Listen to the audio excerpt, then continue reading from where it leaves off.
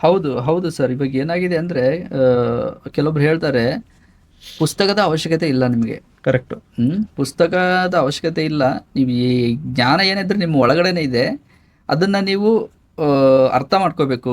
ಹಾಗಾಗಿನೇ ನಾನು ಈ ಥರ ನಿಮಗೆ ನಿಯಮಗಳನ್ನ ಹೇಳ್ತೀನಿ, ಇವುಗಳನ್ನು ಪಾಲಿಸಿ ನಿಮಗೆ ಜ್ಞಾನೋದಯ ಆಗುತ್ತೆ. ಇಷ್ಟು ದಿವಸ ಟ್ರೈನಿಂಗ್ ತಗೊಳ್ಳಿ, ನಿಮಗೆ ಜ್ಞಾನೋದಯ ಆಗುತ್ತೆ ಅಂತ ಹೇಳ್ತಾರೆ. ನೋಡಿ, ಯಾರು ನಾನು ಮುಂಚೆ ಹೇಳಿದಾಗ ನಾವು ಹೈಯೆಸ್ಟ್ ಲೆವೆಲ್ ಆಫ್ ಇವ್ಲ್ಯೂಷನ್ ಯಾಕಿದೆ ಹೇಳಿ, ನಮ್ಮ ಬುದ್ಧಿ ಮತ್ತೆಯಿಂದ ಈ ಬೌದ್ಧಿಕ ಒಂದು ಶಕ್ತಿ ಏನಿದೆ ಅಲ್ವಾ, ಅದರಿಂದಾಗಿಯೇ ನಾವು ಈ ಲೆವೆಲಿಗೆ ಬಂದಿದ್ದೀವಿ. ಸೊ ಯಾರಾದರೂ ಅಥವಾ ಯಾರೆಲ್ಲ ನೀವು ಇದನ್ನು ಉಪಯೋಗಿಸ್ಬೇಡಿ ಅಂತಾರಲ್ವಾ, ಅವ್ರು ಎಲ್ಲರಿಗಿಂತ ಡೇಂಜರಸ್. ಅವರಿಂದ ಒಂದು 10 ಫೀಟ್ ದೂರ ಇರಬೇಕು ನಾವು. ಓ ಹೌದಾ? ಹಿಂಗೇನು ಸರಿ, ಈ ಥರ ಹೇಳ್ಬಿಟ್ರಿ. ಈ ಬಗ್ಗೆ ಜನರ ಮೇಲೆ ಇಟ್ಟಿರೋದೇ ಅಂಥವ್ರನ್ನ ಹೇಳ್ಬೇಕಂದ್ರೆ.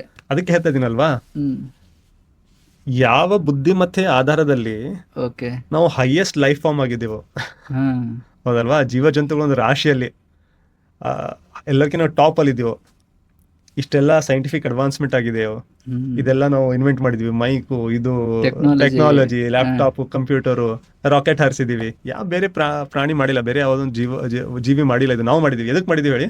ಈ ಬೌದ್ಧಿಕವಾದ ಶಕ್ತಿಯಿಂದ. ಸೊ ಯಾರಾದ್ರೂ ಬಂದ್ಬಿಟ್ಟು ಯಾವುದೇ ವಿಷಯ ಆಗಿರ್ಲಿ, ಇದನ್ನ ಯೂಸ್ ಮಾಡ್ಬಿಡಿ ಅಂತ ಹೇಳ್ತಾರಲ್ವಾ, ಅವರಿಂದ ಎಷ್ಟು ದೂರ ಇರ್ತೀವೋ ಅಷ್ಟು ವಾಸಿ. ಹೌದ್ರಾ? ಯಾಕಂದ್ರೆ ಅವ್ರು ನಿಮ್ಗೆ ಕೂಡ್ರನ್ನಾಗಿ ಮಾಡ್ತಾ ಇದ್ದಾರೆ. ಅವ್ರು ಯಾಕೆ ಆ ರೀತಿ ಮಾಡ್ತಾ ಇದ್ದಾರೆ? ನೀವ್ ಯಾಕೆ ಓದ್ಬಾರ್ದು ಅಂದ್ರೆ, ನೀವ್ ಓದಿದ್ರೆ ನಿಮ್ಮ ಒಂದು ಮುಕ್ತಿ ಮಾರ್ಗವನ್ನ ನೀವೇ ಹುಡ್ಕೋತೀರಾ. ನನ್ನ ಅವಶ್ಯಕತೆ ಏನಿದೆ, ನನ್ ಬಿಸ್ನೆಸ್ ಹೇಗೆ ನಡಿಬೇಕು. ಈಗ ಅದು ಅಂತಾರಲ್ಲ, ಅರಿವೇ ಗುರು, ಅದು ತುಂಬಾ ಕರೆಕ್ಟ್. ನಿಮ್ಮ ಅರಿವೇ ನಿಮಗ್ ಗುರು, ನಮ್ಮ ಅರಿವೇ ನನಗ್ ಗುರು, ಅವ್ರ ಅರಿವೇ ಅವ್ರಿಗೆ ಗುರು. ಈ ರೀತಿ ಇದ್ದಾಗ ನಾವು ಒಬ್ರಿಗೊಬ್ರಿಗೆ ಎಷ್ಟು ಸಹಾಯ ಮಾಡ್ಬೋದು, ಎಷ್ಟು ಕಲಿಸ್ಬೋದು ಕಲಿಸ್ತೀವಿ. ಇವರೇ ನಮ್ ಗುರು ಅಂತ ಕಾಲ್ ಹಿಡ್ಕೊಂಡ್ಬಿಟ್ಟು ಯಾರಿಗೂ ಹತ್ರನೂ ಕುತ್ಕೊಳ್ಳೋದಿಲ್ಲ.